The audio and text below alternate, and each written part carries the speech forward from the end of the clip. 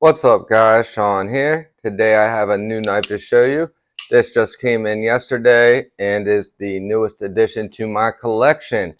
This is a Spyderco Manix 2 lightweight featuring the Big Brown Bear collaboration 15B blade steel with his custom heat treat.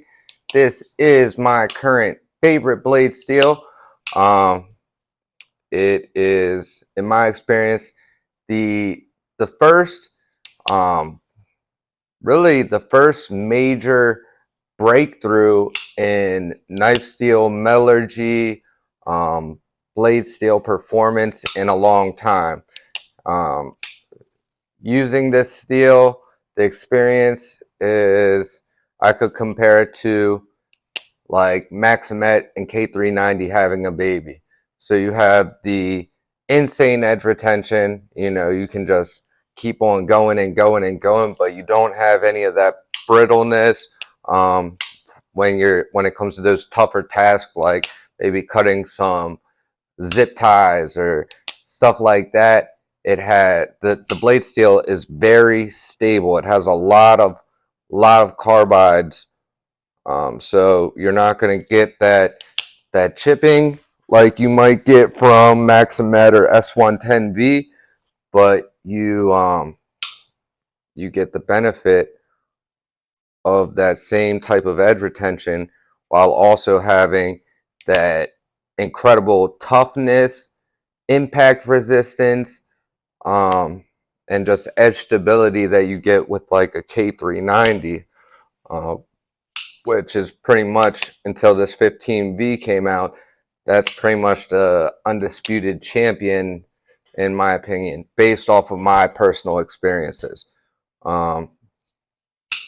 This stuff sharpens up incredible. This is my third 15V BBB collaboration knife in my collection. The first one was the original Manix, and then I don't know, maybe 6 months ago. Time is just flying by so damn fast. I added a military 2 to the collection. That was my first military 2 I've owned, and that happened to be the BBB 15V. That's 4 inches of 15V blade steel. Insane cutting capability for a pocket knife. That's a lot of blade, a lot of edge retention, a lot of cutting power. So that's why that knife is so cool. The reason why I had to have this guy right here is because, well, if you haven't handled or checked out a Manix 2 lightweight before, you definitely should. Highly recommend it. The carryability is just insane. It's amazing in the pocket. It's a great summer carry, super lightweight, but it's still a substantial knife. It's a full-size knife, full-size grip, great texturing on these scales. You have, your finger choil up here, the thumb ledge with the jimping locked in. This thing is a cutting beast.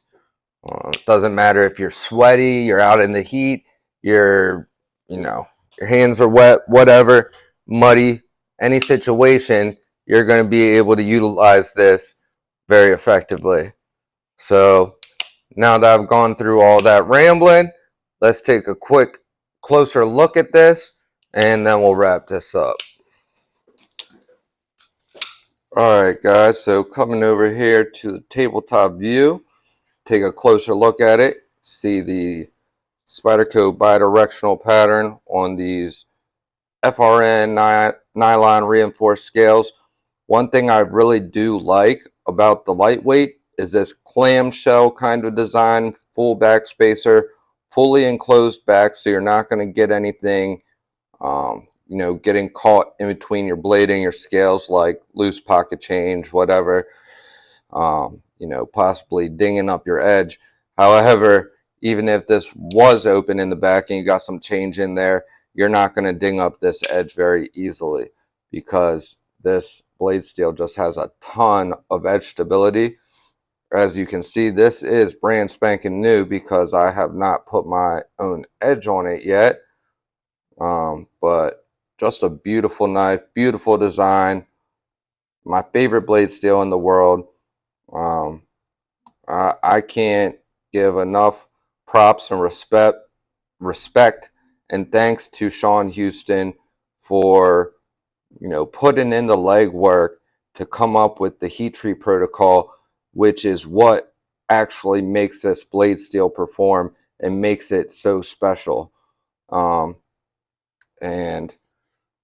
on a little bit of a sadder note, you know, as some of you may know, some of you might not know, Crucible, which is the steel company that makes this 15V and the only one capable of making this, has closed their doors, will never be reopening, and there will never be any more BBB 15V ever again. So what's out there is all that there will ever be, and I have a feeling that these will become extremely sought after. They already, all the 15V knives are already highly sought after, but there's still a level of just ignorance and, well, that's a little bit of a harsh term, but I guess underratedness. There's a ton of people that ran and raved. There's a ton of hype behind the 15V, but at the same time, I truly believe it actually deserves more hype than it actually gets. And it's kind of a nice thing that it's not so overhyped, because that means that people like myself, the knife steel nerds, the people, the sharpeners, the people that are truly gonna appreciate and enjoy this, can easily get their hands on these while, you know, while they stay in stock, and they don't fly off the shelves as fast as like some of the River's Edge cutlery exclusives, which people essentially buy just to hold on to and then sell at a later date to make a profit. This is a little bit different of a scenario.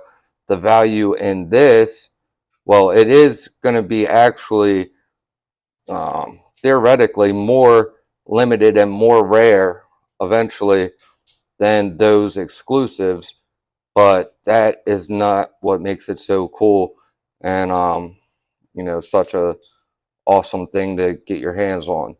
So part of the reason that I grabbed this is because I've been wanting to own a Manix 2 lightweight.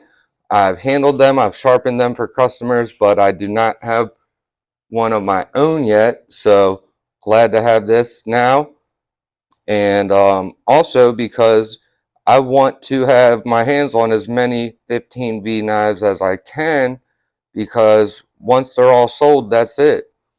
The only ones that will be left will be on the secondhand market, those that are floating around out there.